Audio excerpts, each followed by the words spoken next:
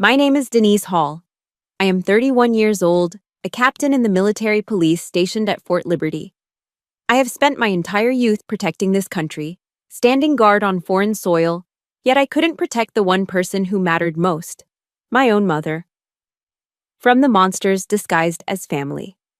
I never thought a simple reunion dinner would turn into an active crime scene. It happened the moment I refused to hand over $15,000 of my blood money, savings earned in the desert heat, to fund my addict stepbrother's wedding. My stepfather, Gary, didn't hesitate. He screamed, "Hold her, Tyler. Teach this ungrateful bitch a lesson." I felt the wind of a heavy glass ashtray sailing past my face, slicing the skin above my eyebrow. Blood trickled into my eye, blurring my vision, but I saw him clearly. Tyler, the brother I used to carry on my hip when we were kids. He lunged at me, fist cocked high, growling like a feral animal. In the corner, my mother, Linda, just curled into a ball, her hands clamped over her mouth to stifle a sob. They thought a lone woman would crumble. They thought they had me cornered. But they forgot one fatal detail. I had just come off shift, and my standard issue Axon body cam was still blinking green. Let me know what state you are listening from in the comments and hit that subscribe button right now if you believe that when a family becomes a battlefield, love needs to be replaced by martial law. The suspension of my old Ford F-150 groaned as I pulled into the driveway of the house on the outskirts of Fayetteville, North Carolina. It was a humid evening, the kind that makes your uniform stick to your back. I cut the engine, but I didn't get out immediately. I just sat there, gripping the steering wheel until my knuckles turned white, staring at the house I grew up in. They had painted the siding a cheerful shade of blue, trying to mask the rot inside. But I knew better. The air around this place always felt heavy, like the pressure before a thunderstorm that never breaks. My heart was hammering a frantic rhythm against my ribs, a stark contrast to the calm exterior I was trained to maintain.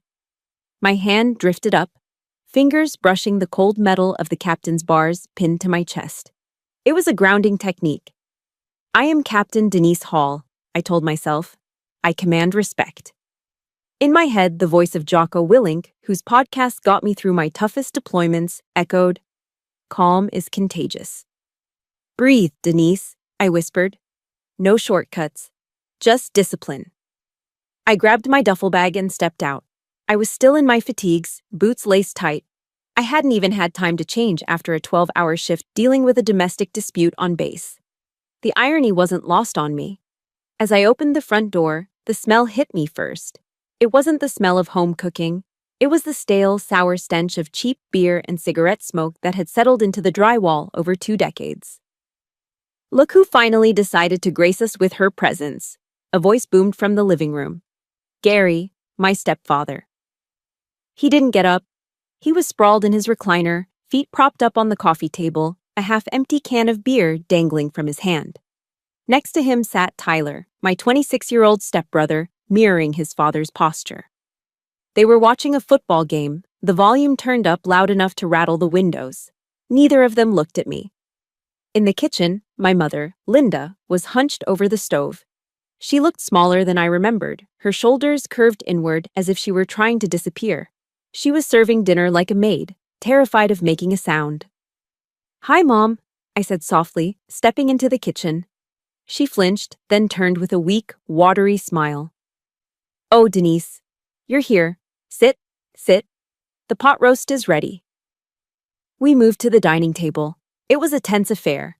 The only sound was the scraping of silverware and the wet smacking noises Gary made as he chewed. The pot roast was cold. The gravy congealed into a greasy film on the plate. It tasted like the atmosphere in the room, loveless and heavy. Gary wiped grease from his chin with the back of his hand and finally looked at me. His eyes didn't meet mine. They drifted to my uniform, narrowing with disdain.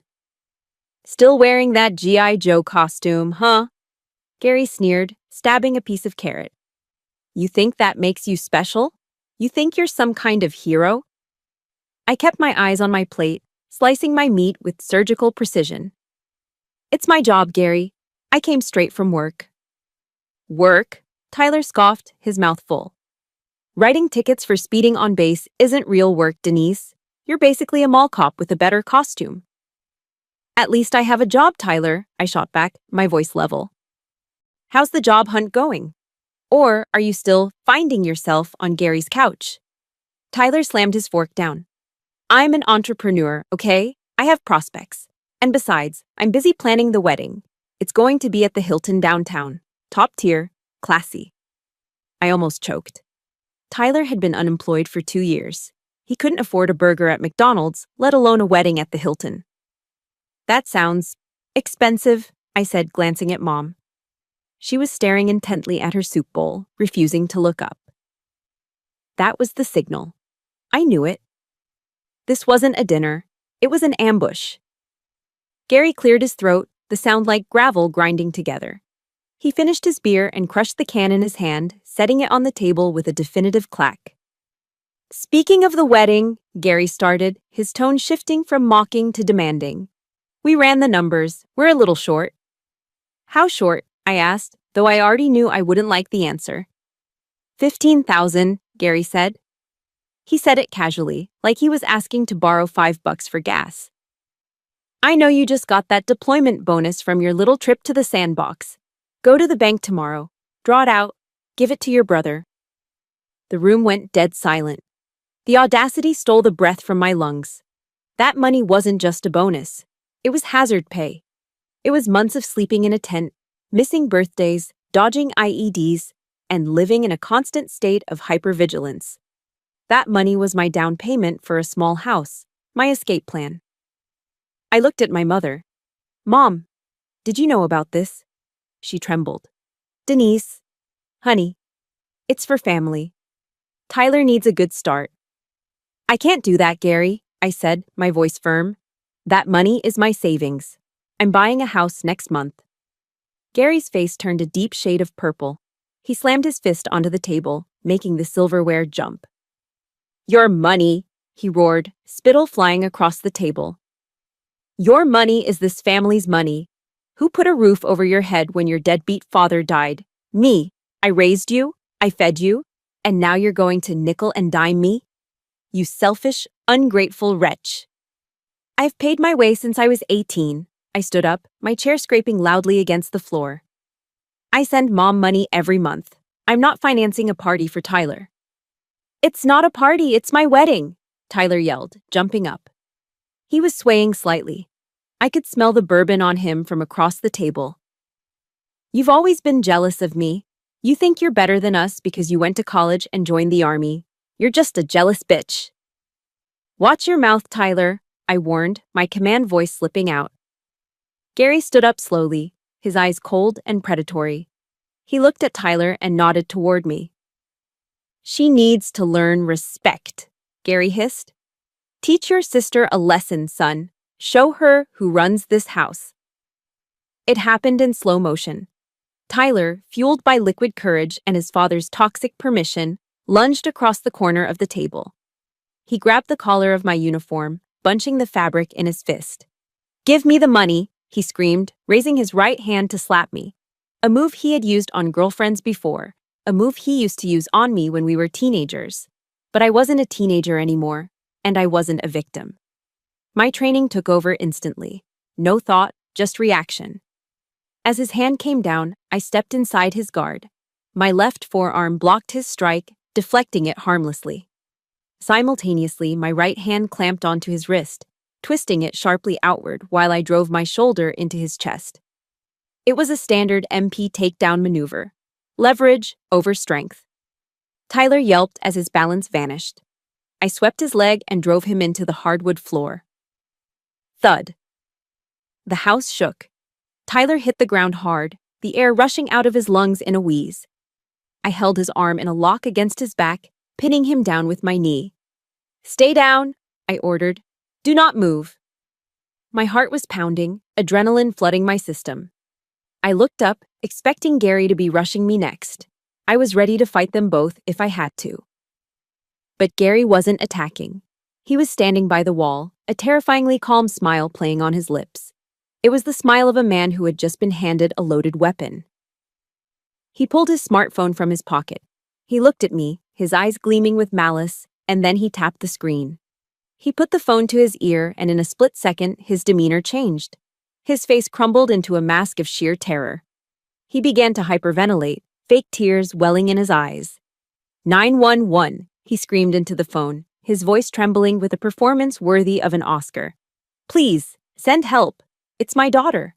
She's a soldier. She's having an episode. She's crazy. She just tried to kill her brother. There's blood everywhere. Oh God, please hurry before she kills us all. I froze. My knee was still on Tyler's back, but a cold chill, colder than any winter night, washed over me. He wasn't just trying to steal my money. He was trying to destroy my life. The wail of sirens cut through the heavy air of the living room like a knife. Red and blue lights strobed against the drawn curtains, painting the room in a chaotic rhythm. It was in that exact moment, as heavy boots crunched on the gravel driveway, that I witnessed a terrifying transformation. Gary, who seconds ago had been standing over me with a predatory grin, sprang into action. He grabbed his own greasy hair, roughing it up until he looked disheveled. With a violent jerk, he tore the collar of his flannel shirt, popping a button that skittered across the hardwood floor. Then, he dropped to his knees beside Tyler and let out a theatrical sob. Before the door opened, Gary turned his head toward me. The fear on his face vanished, replaced by pure, venomous hatred. "You're dead, you little bitch," he hissed. "I'm going to take your rank. I'm going to take your job. I'm going to make sure you rot in a cell." Then, the mask slammed back into place. "Officer, thank God!" Gary screamed as the door burst open, his voice cracking with fake hysteria. He cradled Tyler's head like a grieving father. "Help us. My daughter. She's snapped. She's got PTSD. She's trying to kill us." Two police officers from the Fayetteville PD stormed in. Officer Ruiz, the lead, had his hand hovering over his taser. "Police, let me see your hands. Everyone stay where you are," Ruiz barked. His eyes landed on me immediately. I didn't flinch. My training kicked in. I snapped to attention, my back rigid, and raised my hands slowly to shoulder height, palms open. My face was a mask of absolute neutrality. "I am unarmed, officer," I stated calmly. "I am complying." The contrast was jarring. Me, a military police captain, standing perfectly still in uniform. Gary, disheveled, weeping, smelling of stale beer. And Tyler, curled on the floor, moaning for the audience, and Mom, huddled in the corner, hands over her ears, sobbing quietly in utter defeat. "She attacked him," Gary wailed, pointing at Tyler's bleeding nose. "She came in demanding money for drugs. When I said no, she went crazy. Look at my boy." Officer Ruiz's eyes narrowed. He looked at me, then Gary. I could see the calculation.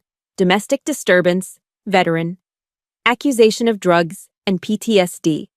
It was a narrative he knew well. "Ma'am, step away. Keep your hands visible," Ruiz ordered. "Understood," I said, stepping back. Ruiz separated us, standard procedure. He took Gary into the kitchen. I stood by the window, staring at the flashing lights, hearing Gary's voice drift through the thin walls. He wasn't just lying. He was weaving a tapestry of destruction. "It's been getting worse since she got back from deployment," Gary whispered conspiratorially. "She's hooked on those painkillers, opioids. The army hides it, but we know. Tonight, she said she wished she had her service weapon so she could finish the job." My stomach churned. It was a lie so vile it took my breath away. He was weaponizing the very real struggles of my brothers and sisters in arms against me. He knew that unstable veteran with a gun was a code red for any cop. "Lying lips are abomination to the Lord." The verse from Proverbs flashed through my mind. Gary was a walking blasphemy. Tyler caught my eye and smirked, a fleeting expression of triumph before letting out another groan. "My arm. I think she broke my arm." Minutes later, Ruiz returned, his face grim. "Captain Hall," he said, acknowledging my rank. "Your stepfather is making serious allegations. Aggravated assault, domestic violence, threats against life." "They are false allegations," I replied steady. "I acted in self-defense. My stepbrother attacked me when I refused to give them money." Ruiz sighed, rubbing his neck. Look, Captain, I see a bleeding man and a distraught father. And I see you, without a scratch, in North Carolina, without independent witnesses. He glanced at my mother. Did she see what happened? My heart leaped. Yes, ask her. Ruiz walked over to Mom. Ma'am? Mrs. Holton? Can you tell me what happened? Did your daughter attack your son? The room went silent. Gary stepped out of the kitchen, leaning against the doorframe. He didn't speak. He just stared at Mom with dark, flat eyes, a look that promised retribution. If you speak, you pay. Mom looked up, terrified. She looked at Ruiz, then Gary, and finally me. She stammered, hands shaking. I was in the kitchen. I didn't see anything. I just heard yelling. My heart shattered. She was so broken by that monster she couldn't even defend her own child. She chose survival over truth. Ruiz walked back to me. Captain Hall, it's a he said, she said. I can't arrest you without evidence. But your stepfather wants to press charges. He's demanding a report. I understand, I said, feeling a cold numbness. Pressing charges meant an investigation. My commanding officer would be notified. My security clearance, my career. Everything was hanging by a thread. I'm writing this as a domestic disturbance for now, Ruiz said. But I suggest you leave the premises immediately. I will leave. Gary stood behind Ruiz. As the officer turned away, Gary looked at me. He mouthed 4 words. I told you so. I didn't scream. I didn't lunge. That's what he wanted, for me to lose control and prove his lie true. Instead, I grabbed my duffel bag and walked out. The humid night air felt cleaner than the air inside. As I walked to my truck, despair threatened to pull me under.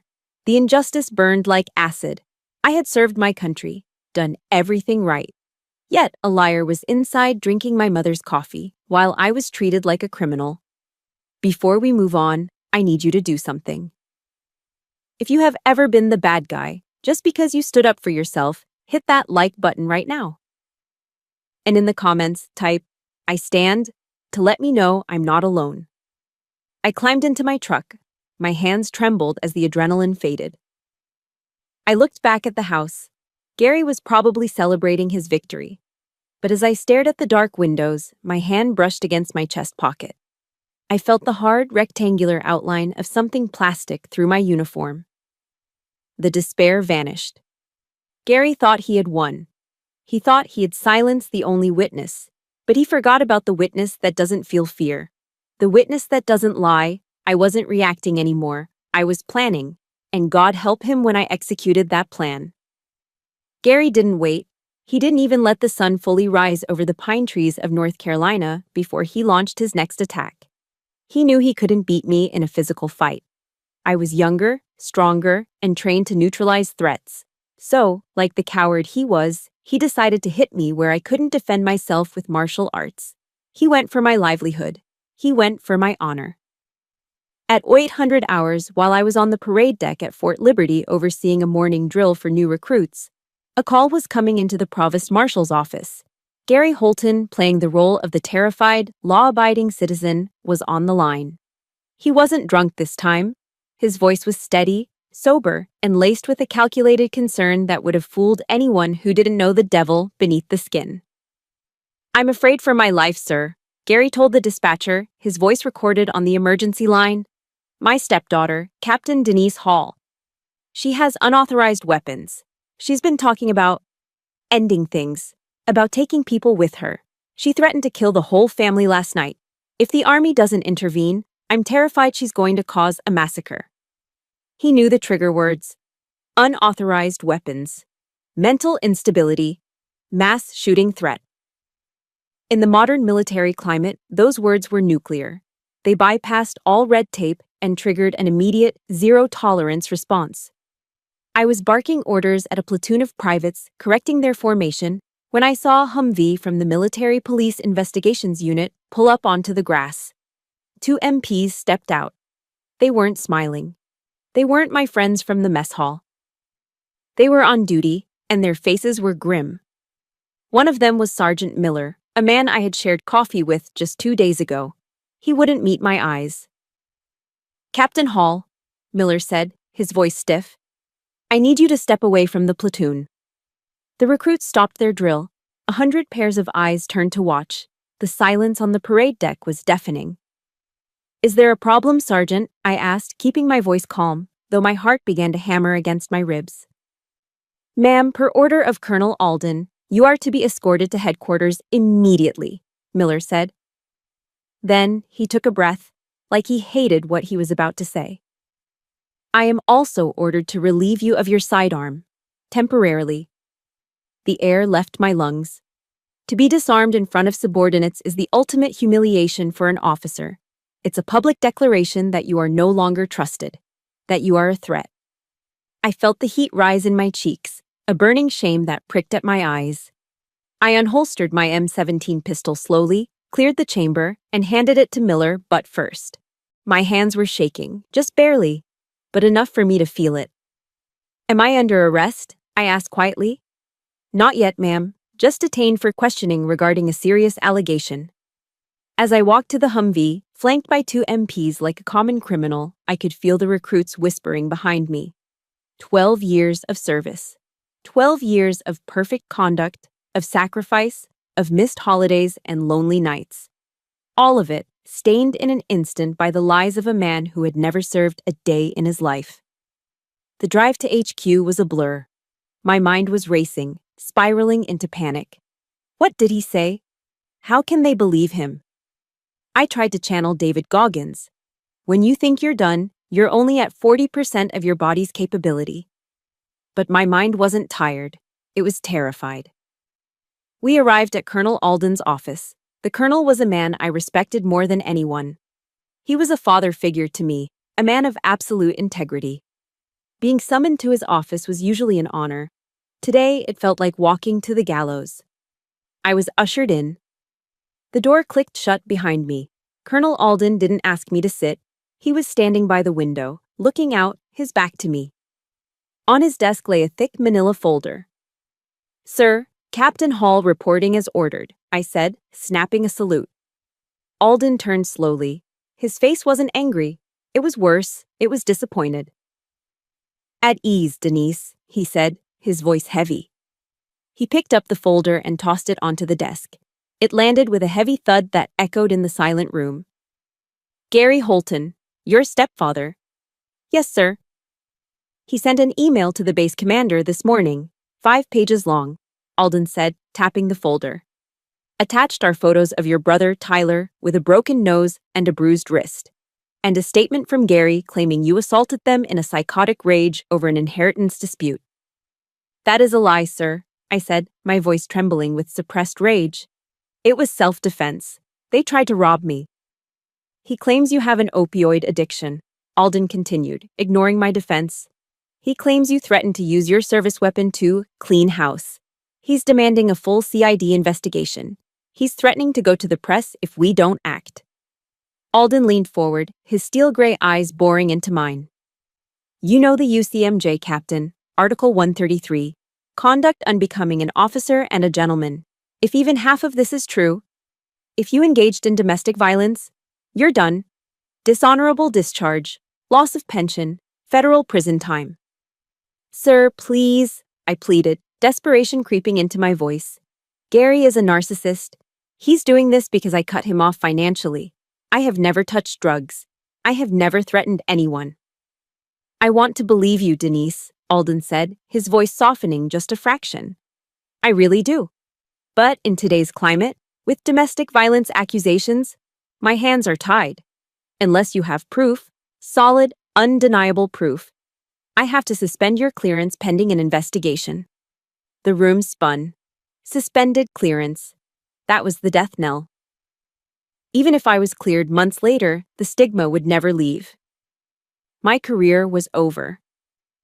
I thought about my pension, the money I used to pay for Mom's insulin. I thought about the health insurance that covered her. I thought about the house I was supposed to buy next month. Gary had calculated this perfectly.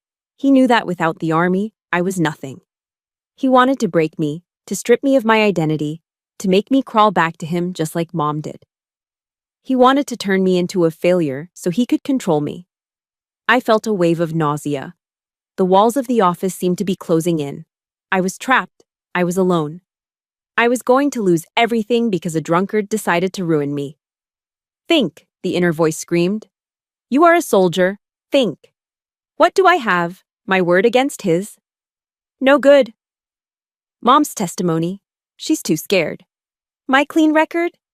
Irrelevant against a DV charge.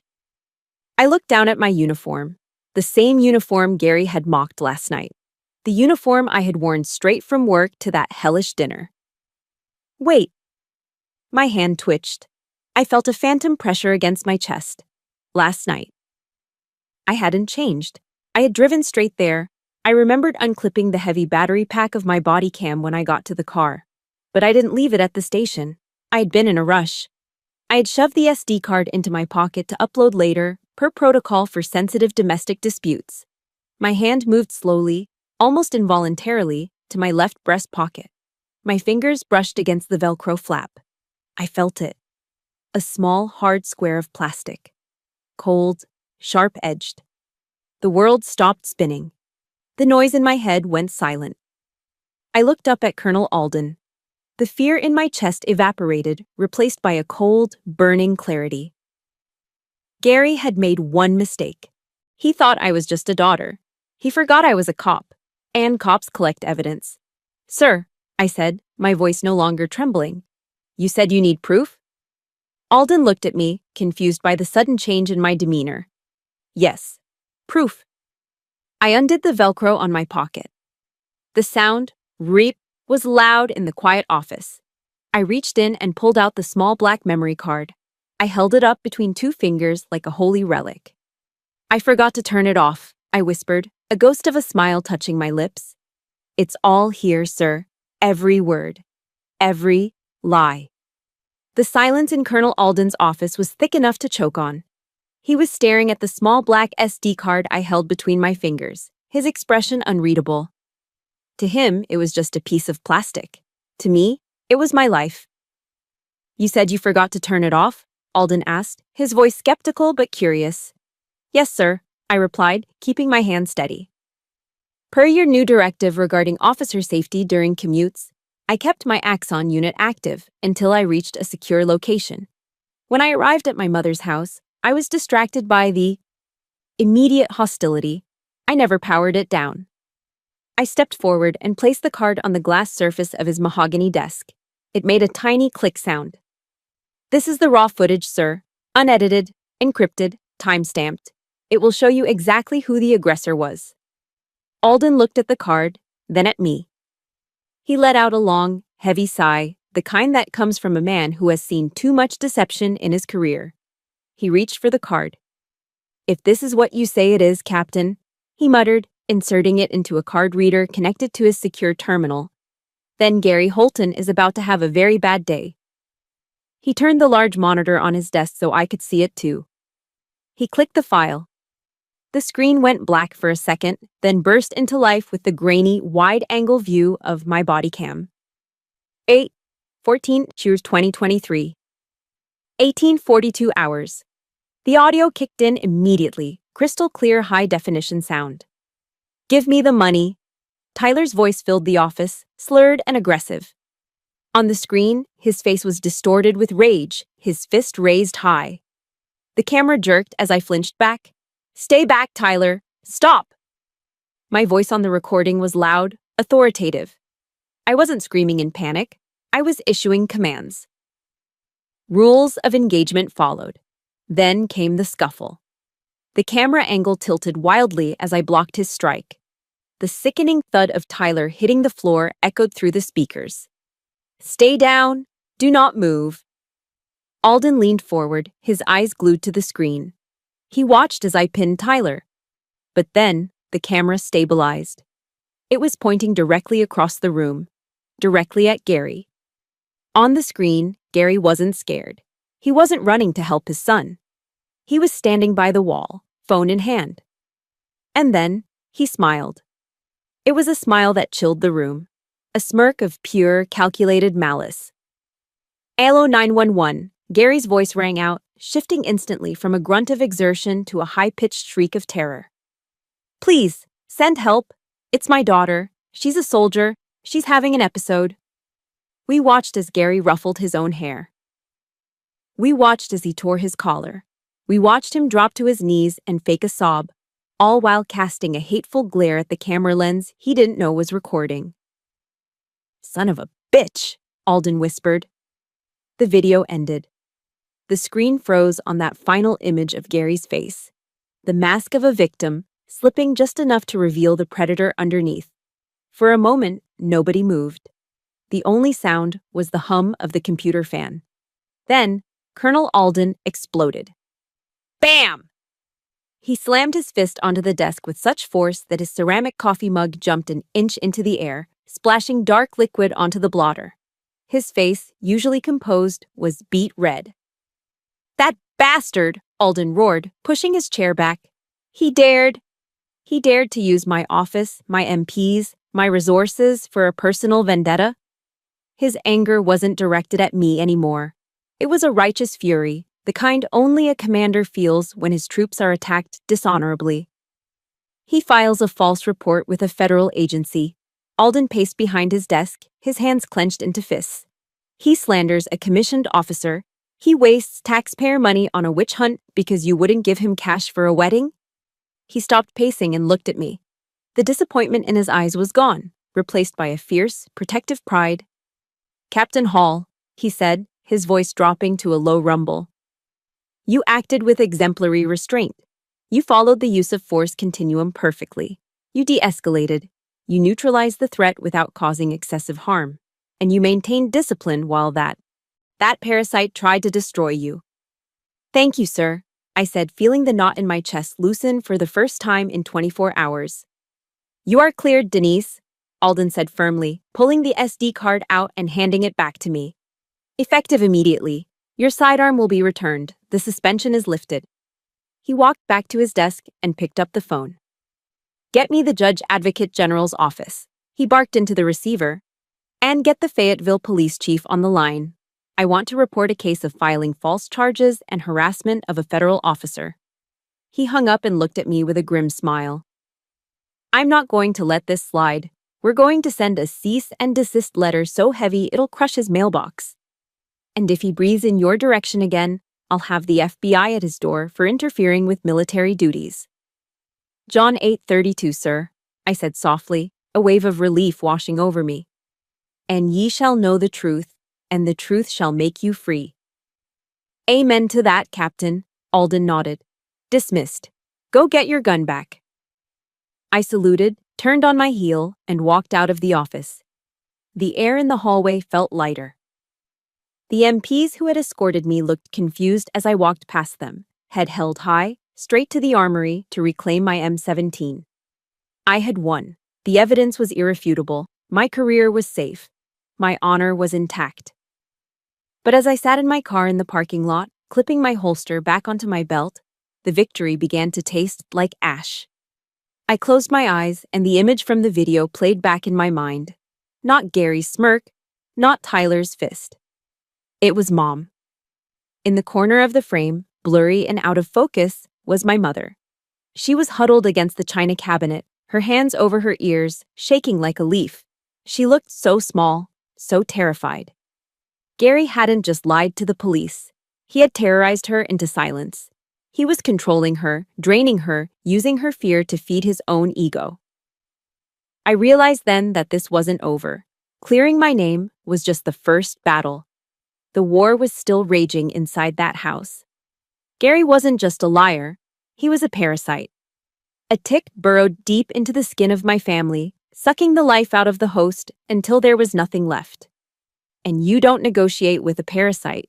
You don't reason with it. You burn it out. I started the engine of my truck. I wasn't going back to the barracks. I had a new mission now. If Gary wanted to play dirty with money, I was going to find out exactly where the money was going. I pulled out my phone and dialed the number of an old friend in banking. It was time to follow the paper trail. The opportunity came 2 days later. Gary, in his infinite arrogance, had taken Tyler for a tuxedo fitting. He wanted his son to look like royalty for a wedding he couldn't afford.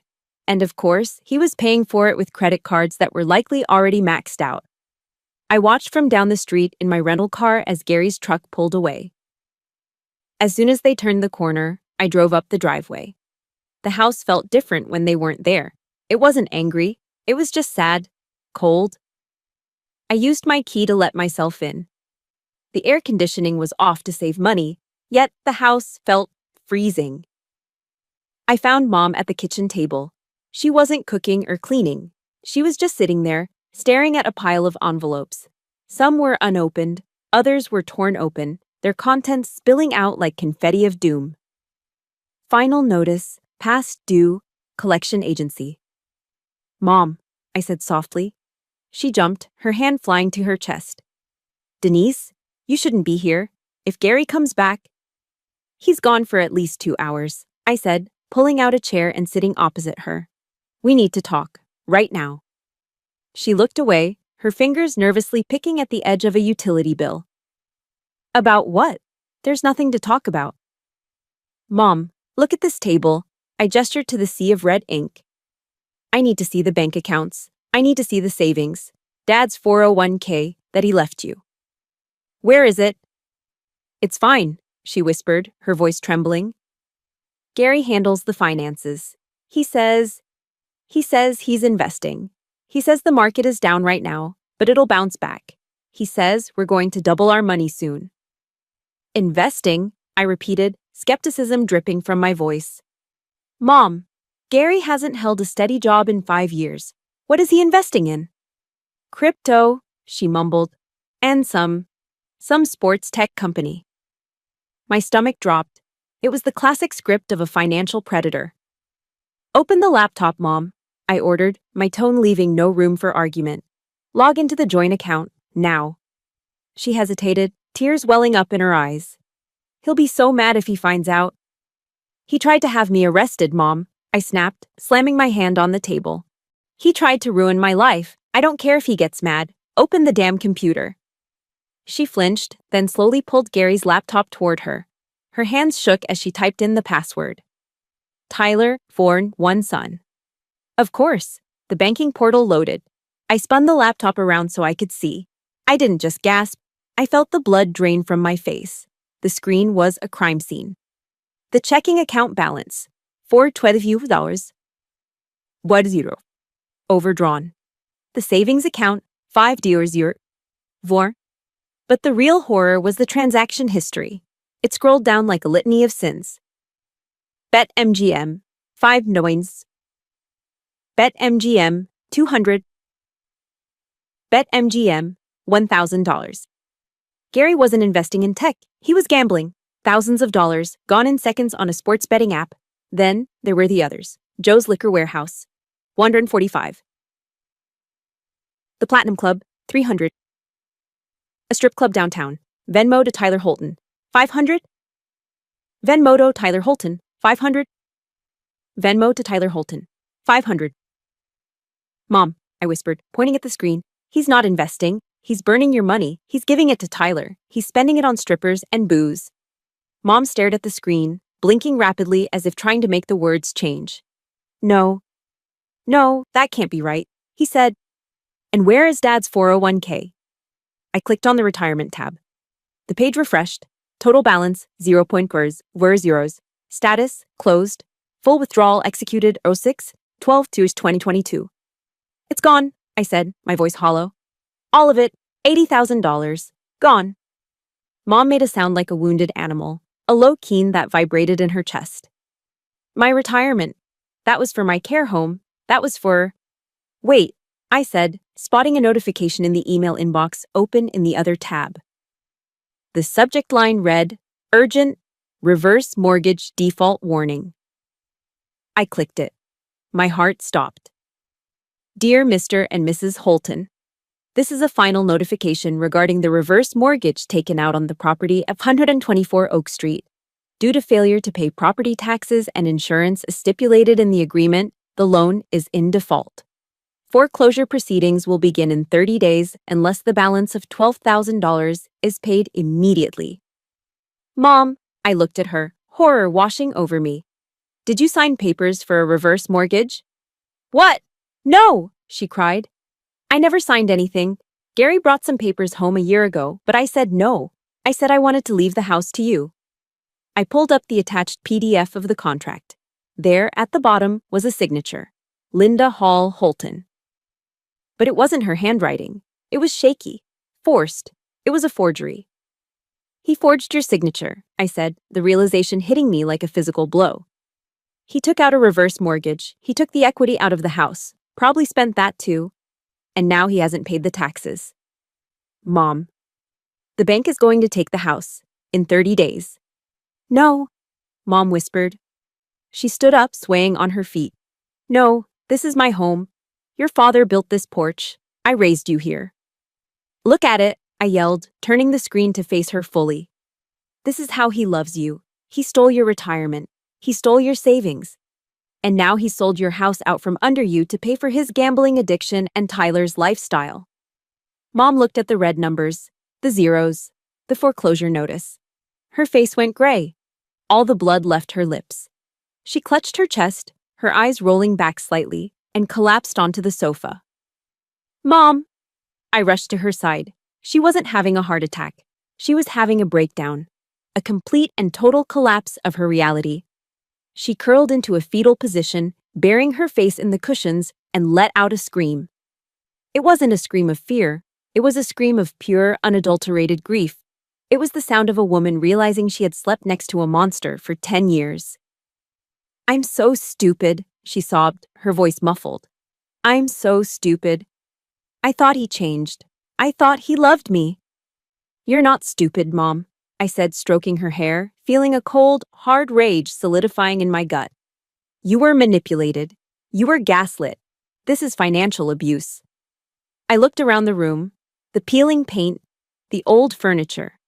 This house was all she had left of my father. It was her sanctuary. And Gary had pawned it off like a cheap watch. This wasn't just a family dispute anymore. This was a felony.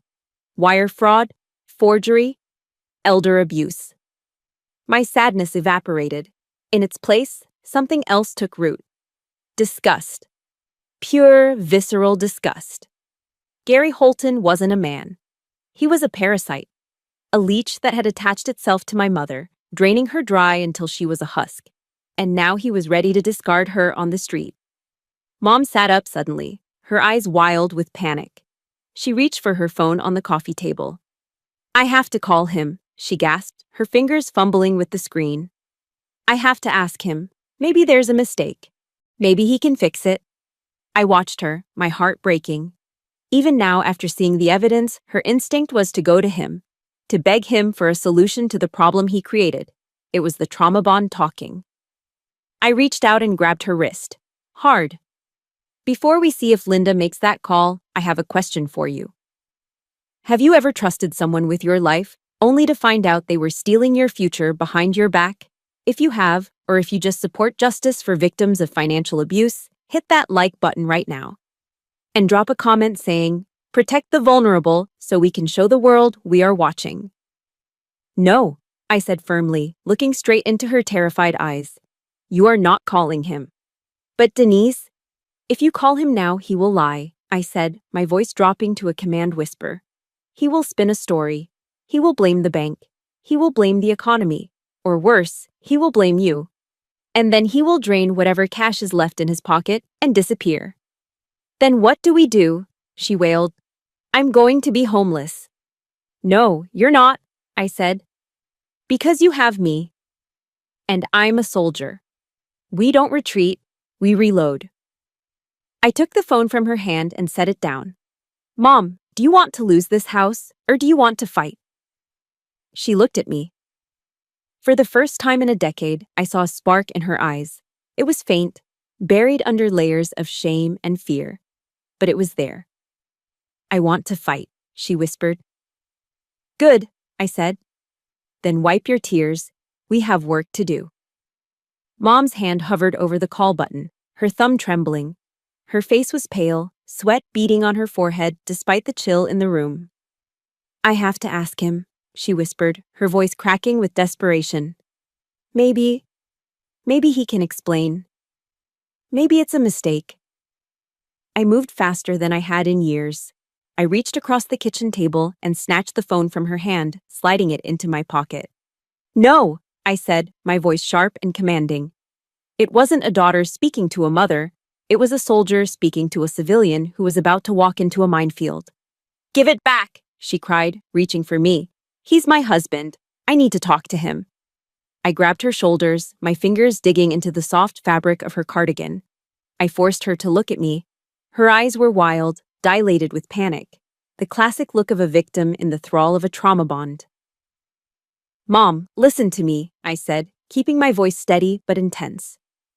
Gary is not your husband right now. He is a hostile threat. He is the enemy. If you call him, he will know we know. He will drain whatever is left in that account. He will burn the paper trail. He will disappear, and you will be left with nothing but debt and a foreclosure notice. She slumped in her chair, sobbing into her hands. But I can't do this alone. I'm scared, Denise. I'm so scared. I pulled a chair close to her, our knees touching. I softened my grip on her shoulders, letting my hands rest there gently. I know you are, I said softly. But you're not alone. Not anymore. She looked up at me, tears streaming down her face, ruining her makeup. For the first time, she really looked at me. Not as the rebellious teenager she had kicked out at 18 because Gary demanded it. Not as the difficult daughter who refused to lend money. She looked at me and saw the woman I'd become. I'm so sorry, she choked out. I let him chase you away. I chose him over you. I was so blind. And now look at me. I'm 55 years old, and I have nothing. You have me, I said firmly. Why? She asked, her voice barely a whisper. Why would you help me after everything I let him do to you? I took a deep breath. The anger was there, sure, it always would be. But beneath it was something stronger. Because I took an oath, I said, to protect those who cannot protect themselves, and you are my mother. The Bible says to honor your father and mother, but it also says in Matthew 10:16, Be ye therefore wise as serpents and harmless as doves. I squeezed her hands. We've been the doves for too long, Mom. It's time to be the serpents. She sniffled, wiping her nose with a tissue. But I'm weak, Denise. I'm not like you. I don't know how to fight. You don't need to know how, I said. You just need to decide to stand up. I thought of Mel Robbins, the motivational speaker whose videos played in the background of my barracks. There is a truth you need to hear, Mom. No one is coming to save you. Gary isn't coming to save you. The bank isn't coming to save you. You have to save yourself. She looked at me, the words sinking in. The harsh reality of it seemed to slap her sober. But, I added, a small smile touching my lips, saving yourself doesn't mean you can't have a weapon. And right now, I am your weapon. Mom took a shuddering breath. She sat up a little straighter. She looked around the kitchen, at the peeling wallpaper, at the empty fridge, at the pile of unpaid bills. I don't want to lose my home, she said, her voice gaining a hint of steel. He took my retirement. He took my dignity. He's not taking my house. That's the spirit, I said. I stood up and grabbed a notepad and a pen from the counter. I slammed them onto the table. We are going to handle this the Army way, I said, uncapping the pen. Strategy and discipline, no emotions, just execution. I wrote a large number 1 on the paper. Phase 1, Intel, I said. We download every bank statement, every email, every text message.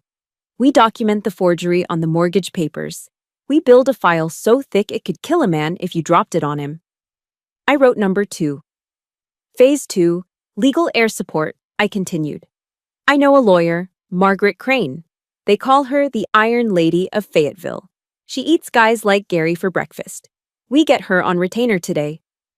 I wrote number 3. Phase 3, the kill shot, I said, looking at Mom. We don't just divorce him, we expose him. We make sure he leaves this marriage with nothing but the shirt on his back and a criminal record. Mom looked at the list. Her hand reached out and took the pen from me. He has a safe, she said quietly. In the garage. He thinks I don't know the combination, but I saw him type it in once. It's his birthday. I grinned. See? You're already a serpent.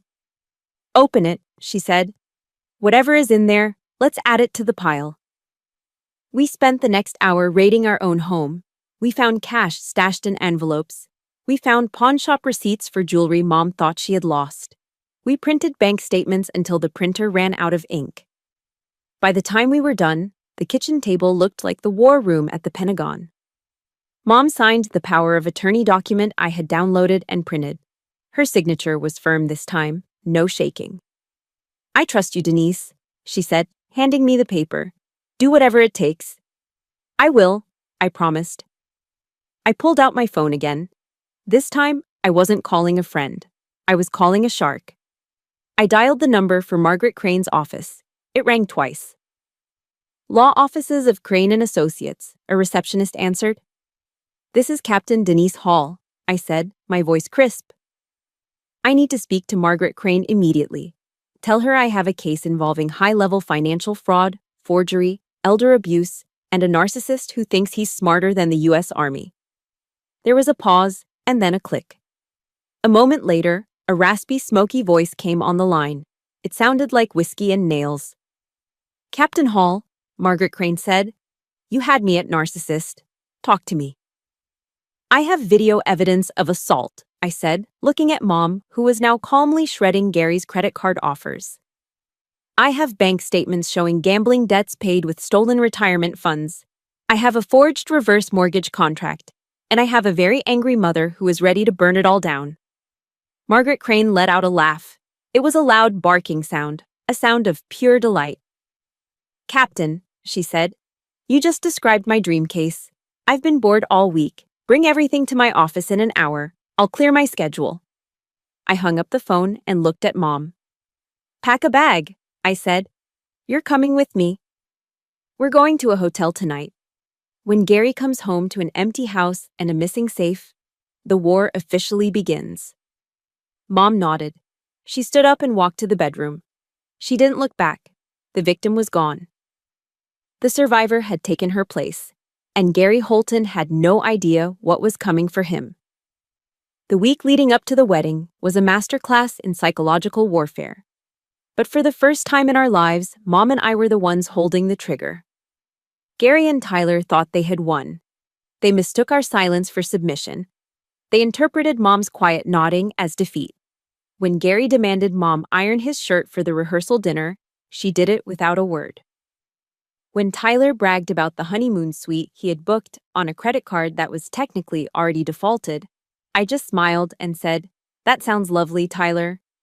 They ate it up. Their egos were so inflated they couldn't see the trapdoor opening beneath their feet. On the morning of the rehearsal dinner, Gary cornered me in the hallway. He smelled of Old Spice and arrogance. "You've been quiet lately," he sneered, clapping a heavy hand on my shoulder. "Good. Shows you're learning your place. Tonight is important. Sarah's family are snobs. Doctors, lawyers, that type. Don't embarrass me. Don't talk about your job. Just smile and look pretty." I looked at his hand on my shoulder, fighting the urge to snap his wrist. Instead, I looked him in the eye and gave him the most genuine smile I could muster. "Don't worry, Gary," I said sweetly. "Tonight is going to be unforgettable. I promise." He grunted, satisfied, and walked away. He didn't know that my silence wasn't surrender. It was the sound of a cannon being loaded. Back at my off-base apartment, I wasn't getting ready. I was working. My laptop hummed on the kitchen counter, surrounded by empty coffee cups. I wasn't cleaning a weapon or polishing my boots. I was building a bomb. But this bomb was made of pixels and PDF files. I had spent 3 nights scanning every single document Mom and I had unearthed. The bank statements with the negative balances, the forged reverse mortgage contract with the shaky signature, the text messages Gary had sent me over the years, calling me worthless, threatening to kill my dog, threatening to ruin my career. And of course, the pièce de résistance, the body cam footage. I imported everything into a PowerPoint presentation. I titled the file simply, "The Truth About the Holton Family." I edited it like a documentary. Slide 1. The lie, Gary's claims of wealth. Slide 2. The theft, Mom's empty 401k. Slide 3. The fraud, the mortgage. Slide 4. The violence, the video. It was brutal. It was undeniable. It was a 5-minute presentation that would dismantle 2 lifetimes of lies. I saved the file. Then I copied it to 3 separate USB drives. One for my pocket, one for my purse, one for the car. In the military, we call this redundancy. 2 is 1 and 1 is none. If Gary tried to stop one, I'd have 2 more ready to go. At 1600 hours, my phone buzzed. It was a text from Big Mike. Mike was a former Army Ranger I had served with in Afghanistan. He stood 6'4" and was built like a vending machine made of muscle. He now ran a private security firm in Fayetteville. Text: assets in place. We'll be at the Green Valley at 17:30. Front and back exits covered. I typed back, Roger that. Target is hostile. VIP, my mother, is priority. Do not let anyone leave once the show starts. Text: understood. Nobody touches the VIP. See you there, Captain. I set the phone down. I didn't want a brawl. But I knew Gary. When a narcissist is cornered, they don't cry. They attack. And Tyler, drunk on entitlement and probably bourbon, would be unpredictable. I wasn't taking any chances with Mom's safety. It was time to suit up. For a civilian wedding, most sisters would wear a nice dress. Maybe something floral, something that blended in. I went to my closet and pulled out the garment bag that held my dress mess uniform. This is the Army's equivalent of a tuxedo, but far more significant. It's a short, fitted jacket with satin lapels, high-waisted trousers with a gold stripe down the leg, and a cummerbund. It screams formality. It commands authority. I put on the white shirt, fumbling slightly with the studs. I tied the black bow tie. I slipped into the jacket. Then came the medals. I pinned my rack to the left chest. The Bronze Star, the Commendation Medal, the Campaign Medals, each one a testament to discipline, sacrifice, and honor. Concepts Gary and Tyler couldn't even spell. I looked in the mirror. The woman staring back wasn't Denise, the stepdaughter. She wasn't Denise, the victim. She was Major Select Denise Hall, an officer of the United States Army, and tonight, she was the executioner. I took a deep breath, centering myself. The verses of Psalm 23 came to me, a warrior's prayer. Yea, though I walk through the valley of the shadow of death, I will fear no evil. For thou art with me. Thy rod and thy staff, they comfort me. Amen, I whispered. I grabbed the silver clutch that held nothing but a tube of lipstick and 3 black USB drives. I picked up my laptop bag. I walked out to my truck. The sun was setting, painting the North Carolina sky in hues of bruised purple and angry orange. It felt appropriate. The Green Valley restaurant was a fancy place. White tablecloths, crystal chandeliers, overpriced wine. It was the kind of place Gary loved because it made him look rich. It was the perfect stage for his downfall. I started the engine. My hands were steady on the wheel. Tonight, there would be no yelling, no crying, just cold, hard facts projected on a 10-foot screen. I pulled out of the parking lot and headed toward the Valley of Death. Gary wanted a memorable rehearsal dinner. He was going to get one. The Green Valley restaurant was a vision of manufactured elegance. Crystal chandeliers dripped light onto tables set with white linen and polished silver. The air smelled of roasted duck and expensive perfume. Gary was in his element. He stood at the head table, holding a flute of champagne, his face flushed with wine and self-importance. He was giving a toast. Of course he was. When I look at my son, Tyler, Gary boomed, his voice projecting to the back of the room, I see a young man of integrity, a man I raised to be a provider, just like me. And Sarah, well, we are just so honored to welcome such a prestigious family into our humble fold. He raised his glass toward Sarah's parents, Dr. and Mrs. Sterling. They smiled politely, unaware they were being toasted by a man who was technically bankrupt. Tyler sat next to Sarah, looking smug in his rented tuxedo. Sarah looked radiant, twisting the large diamond ring on her finger. The ring I knew was bought with stolen money. I stood in the shadows near the AV booth, watching the performance. My laptop was already plugged into the projector system. The HDMI cable was the fuse. My finger was on the detonator. And I want to thank my lovely wife, Linda, Gary continued, gesturing to Mom, for standing by me while I worked tirelessly to pay for this beautiful evening. It wasn't easy, but for family, I'd spend every dime I have. That was it. The lie was too big to let pass. I stepped out of the shadows. My dress mess uniform caught the light, the gold stripe on my trousers gleaming. Actually, Gary, I said, my voice amplified by the microphone I'd commandeered from the DJ booth. I think it's time we clarified exactly whose dimes you spent. The room went silent. Heads turned. Gary froze, his glass halfway to his mouth. His eyes bulged when he saw me. Denise, he sputtered. What are you doing? Sit down. I have a gift for the happy couple, I said, walking toward the center of the room, my laptop in hand. A special presentation. I think Sarah and her family deserve to know the history of the Holton legacy. Cut the mic, Tyler yelled, standing up. Security, get her out of here. But the security at the door didn't move. Big Mike and his partner stood like statues, arms crossed, blocking the exit. They weren't working for Tyler. I hit the spacebar. The large projection screen behind the head table flickered to life. It wasn't a montage of baby photos. It wasn't a sappy love story. It was a bank statement. Specifically, it was a high-resolution scan of the joint account, with the negative balance highlighted in red. 412.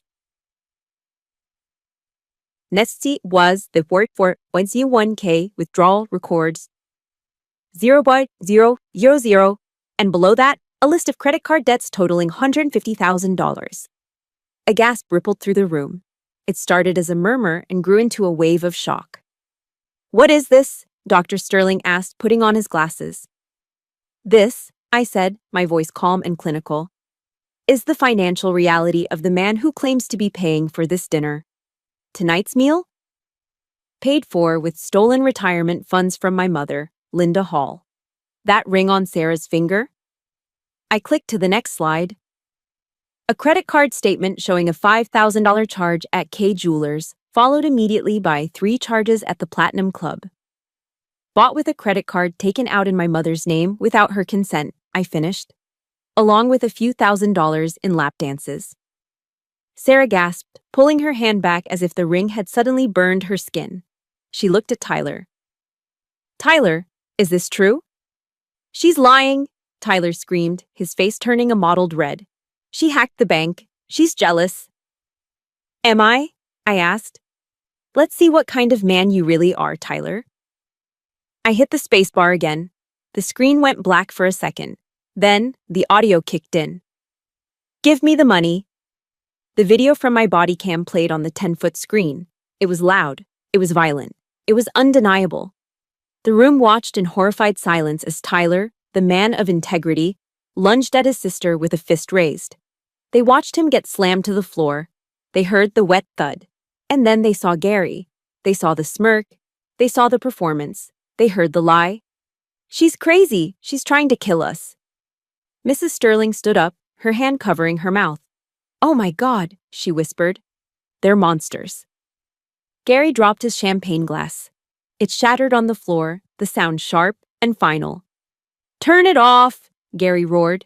He looked like a madman, veins bulging in his neck. Turn it off right now, you ungrateful bitch. I'll kill you. He charged. He abandoned all pretense of being a gentleman. He jumped off the dais and sprinted toward me, his hands reaching for the laptop, or maybe my throat. The room screamed. But he never reached me. From the shadows, Big Mike stepped forward.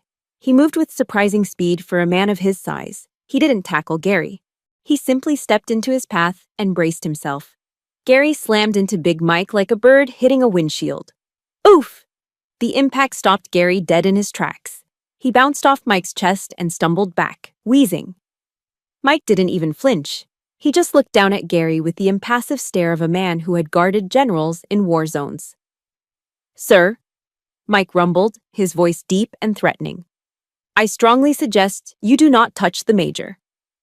Gary looked at Mike, then at me, then at the crowd. He realized for the first time that he had lost control of the narrative. I didn't flinch. I looked past Gary, straight at Sarah. Sarah, I said, my voice softening. You are a good woman. You come from a good family. Do you really want to marry into this?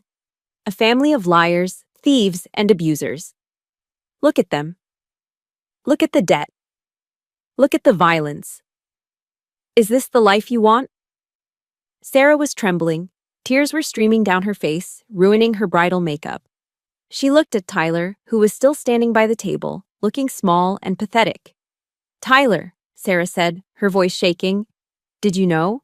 About the money? About your dad stealing from Linda? Babe, listen, Tyler stammered, holding his hands out. It's complicated. Dad said he had an investment. It's not complicated, Sarah yelled. It's theft. She grabbed her left hand with her right. She yanked the diamond ring off her finger. You are a liar, she spat, and your father is a criminal. She threw the ring. It hit Tyler square in the chest and bounced onto the floor with a hollow clink. It's over, she said. The wedding is off. She turned to her parents. Mom, Dad, let's go. Dr. Sterling stood up, buttoning his jacket. He shot Gary a look of pure disgust. You will be hearing from our lawyers regarding the deposits we paid, he said icily. The Sterling family walked out. The guests followed, murmuring, casting glances of judgment at the Holton men. The room emptied quickly. Soon it was just me, Mom, the security team, and the two broken men. Gary sank to his knees. He wasn't looking at his son. He wasn't looking at his wife. He was staring at the door where the Sterlings had exited. No, he whispered. The money, the connections. He didn't care about love. He didn't care about family. He cared that his golden ticket had just walked out the door. I walked over to him. I stood over him, looking down. You wanted a memorable night, Gary, I said coldly. I hope this was memorable enough for you. I signaled to Mom. She stood up from her table, her head held high. She didn't look at Gary. She walked straight to the door. Come on, Mom, I said. We're leaving. As we walked out into the cool night air, I heard Gary scream. It was a raw, primal sound of rage and impotence. He threw a chair across the empty room. I didn't look back. The stage had been set, the play was over, and the curtains had closed on Gary Holton's life. But I knew, as I unlocked the car door, that a man like Gary wouldn't just scream. When the shock wore off, he would come for blood. And I would be waiting. The hammer of justice didn't fall softly. It crashed down with the weight of a North Carolina Superior Court judge. By 0900 hours the next morning, my lawyer, Margaret Crane, had secured an emergency protective order. With the video evidence and the documented financial fraud, the judge didn't hesitate. He granted immediate exclusive possession of the residence to my mother and ordered Gary to stay at least 500 yards away from both of us. At 10:30, a police cruiser pulled up to the house. It was a civil standby. Two officers stood with their arms crossed on the front lawn, watching as Gary frantically threw his clothes into garbage bags. He was only allowed to take personal effects, clothing, toiletries, nothing else. The truck? Frozen by the court as a marital asset pending the fraud investigation. The bank accounts? Frozen. The safe? Empty. I stood by the living room window with Mom, watching him. He looked small. Without his bluster, without his ability to terrorize, he was just a middle-aged man in stained sweatpants, dragging trash bags to a taxi because he didn't even have a car anymore. He looked up at the window once. I expected anger. Instead, I saw fear. He knew for the first time in his life that he was truly alone. As the taxi drove away, Mom let out a breath she seemed to have been holding for 10 years. He's gone, she whispered. He's really gone. Yes, I said, squeezing her shoulder. And he's never coming back.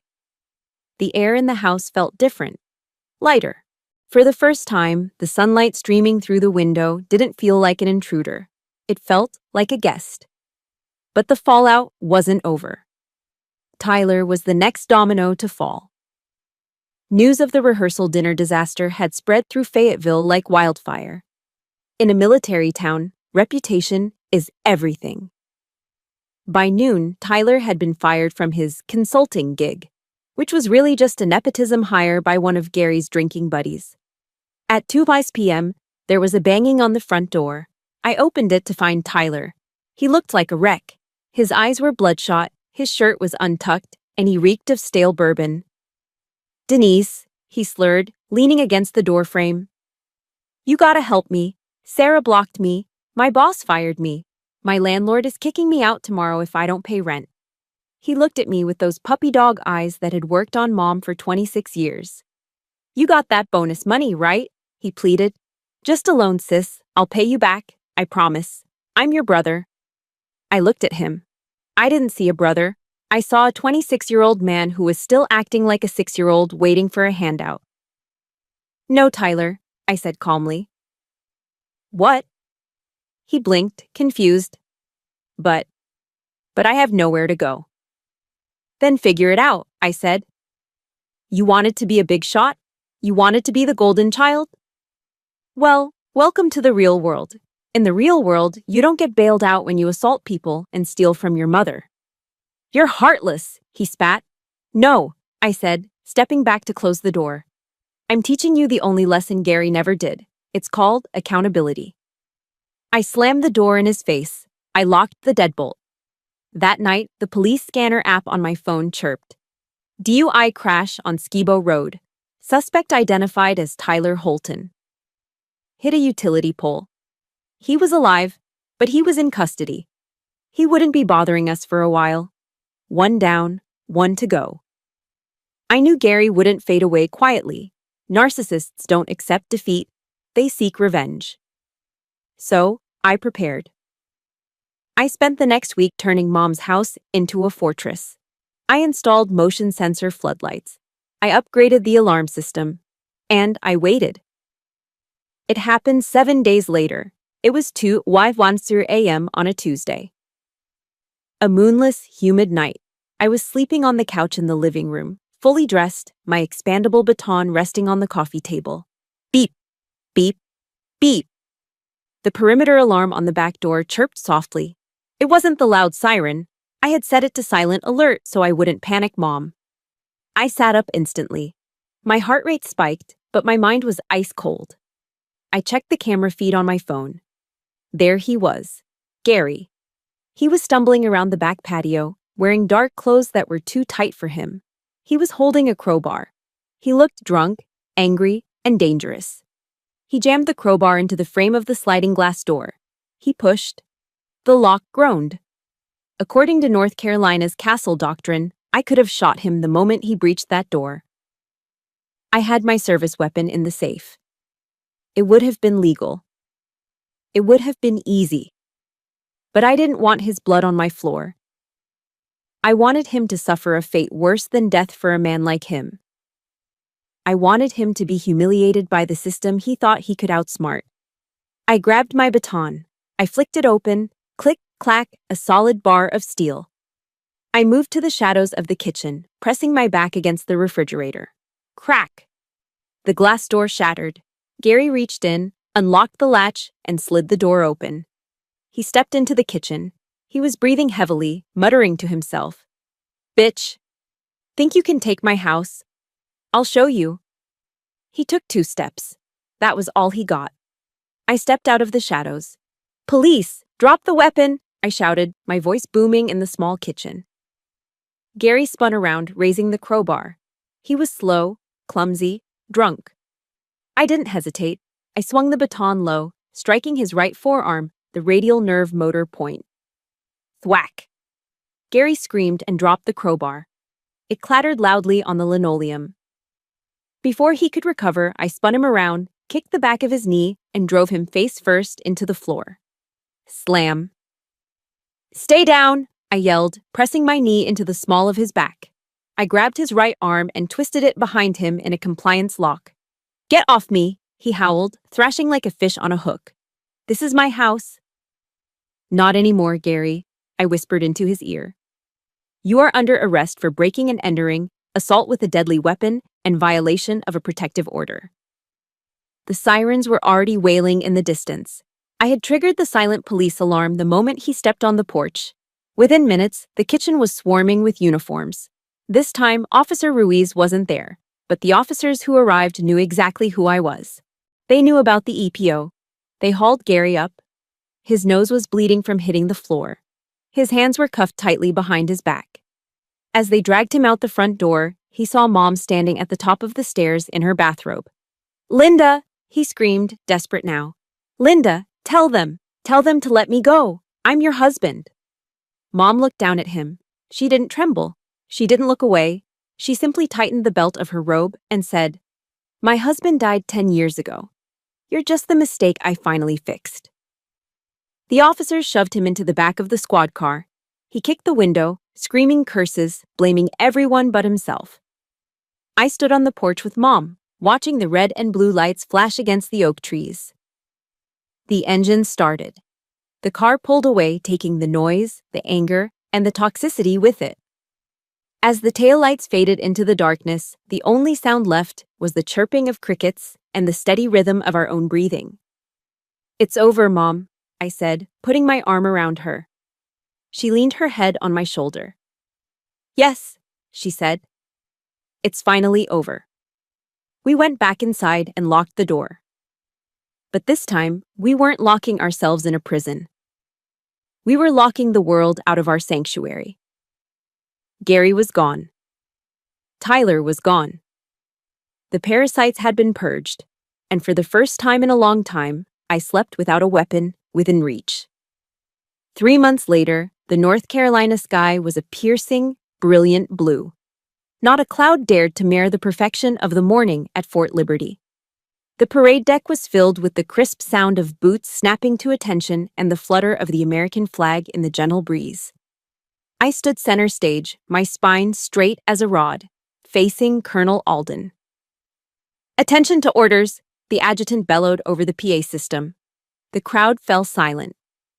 "The President of the United States has reposed special trust and confidence in the patriotism, valor, fidelity, and abilities of Captain Denise Hall," the voice boomed. "In view of these qualities and her demonstrated potential for increased responsibility, she is, therefore, promoted to the rank of Major in the United States Army." Colonel Alden stepped forward. He held a small velvet box in his hand. Inside gleamed the gold oak leaf insignia, the mark of a field-grade officer.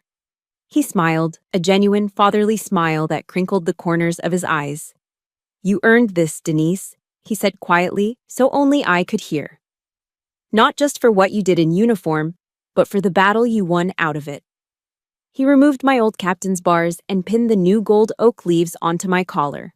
I felt the weight of them. It was a physical weight, yes, but it felt different than the burdens I had carried for so long. For years, I had carried the weight of Gary's insults. I'd carried the weight of Tyler's failures. I'd carried the weight of my mother's unhappiness. Those weights were heavy, suffocating, and cold. This weight, this was warm. This was the weight of honor. The weight of glory. The weight of a future I had carved out with my own 2 hands. "Thank you, sir," I said, my voice steady. I turned to face the audience. Usually, at a promotion ceremony, you look for your spouse, your kids, maybe your dad. I looked for the woman in the front row. Mom was sitting there. But she wasn't the woman I remembered from that dark, beer-stained living room 3 months ago. She wasn't the woman hunched over a pile of debt. She was wearing a bright yellow sundress that matched the sunshine. Her hair was cut in a stylish bob. She was sitting upright, her hands clasped in her lap, beaming. When our eyes met, she didn't look away in shame. She waved, a small, proud wave. We had sold the house on Oak Street, the House of Horrors, as we called it now. It sold quickly, the market being what it was. We used the money to pay off every single cent of the fraudulent debt Gary had racked up. The credit card companies were satisfied. The bank closed the foreclosure file. With the remaining equity, Mom bought a small 2-bedroom condo in a quiet community just 10 minutes from the base. It had a balcony where she grew tomatoes and basil. She had joined a local garden club. She went to brunch with friends on Sundays. She was 55 years old, and for the first time in her adult life, she was free. Seeing her smile, that was my real promotion. That was the medal I would wear on my heart forever. After the ceremony, the crowd dispersed for refreshments, but I had one last duty. A platoon of new military police graduates was waiting in formation. They were young, fresh-faced, eager to serve. They looked at me with awe, seeing the gold oak leaves, seeing the bronze star. I walked up to them. "At ease," I commanded. They relaxed their stance, but their eyes stayed glued to me. "You are all entering a profession of arms," I began, my voice carrying across the grass without a microphone. "You have been trained to shoot. You have been trained to fight. You have been trained to identify the enemy." I paused, looking at a young female private in the front row. She reminded me of myself at 20. "But I am here to tell you that the enemy isn't always wearing a different uniform," I said. "The enemy isn't always on a battlefield thousands of miles away. Sometimes the enemy is hiding in the places you trust the most. Sometimes the enemy shares your last name." A few of them blinked, surprised by the raw honesty. "Your strength," I placed my hand over my heart, tapping the fabric of my uniform, "does not come from the weapon on your hip. It comes from here. It comes from the discipline to say no when it's easier to say yes. It comes from the courage to protect the vulnerable, even if it breaks your heart to do it." I looked at them, channeling every ounce of conviction I had. Never let anyone, not a partner, not a parent, not a sibling, compromise your integrity. You are guardians of justice. Start by guarding your own souls. "Hooah!" the platoon roared in unison. "Dismissed," I said. I walked away toward the parking lot. The sun was beginning to dip, painting the sky in streaks of gold and violet. I got into my new car, a sensible sedan, fully paid for. I rolled down the windows as I drove off base, letting the warm Carolina breeze whip through my hair. I thought about Gary. He was currently sitting in a cell at the Cumberland County Detention Center, awaiting trial. His lawyer had tried to get him bail, but with no fixed address and a history of flight risk, the judge denied it. I thought about Tyler. He was in court-ordered rehab as part of his DUI plea deal. Maybe he would get clean, maybe he wouldn't. But that wasn't my burden to carry anymore. I drove past the sign that said, "Welcome to Fayetteville." I wasn't angry anymore. The rage that had fueled me for months had burned itself out, leaving behind a clean, quiet landscape. I was Denise Hall, Major, daughter, protector. I had fought in deserts. I had fought in cities. But the hardest war I ever fought was the one inside my own living room. And I had won. I looked in the rearview mirror. Behind me, flying high above the base entrance, the American flag snapped proudly in the wind. Old Glory. It had survived storms, wars, and time. Just like me. I smiled, turned up the radio, and drove home to have dinner with my mother. This is Major Denise Hall, signing off. Thank you for listening to my story. If you believe that family is about loyalty and love, not just blood, please hit that subscribe button. Share this story with someone who might need to hear it. And remember, you are stronger than you think. Stand your ground.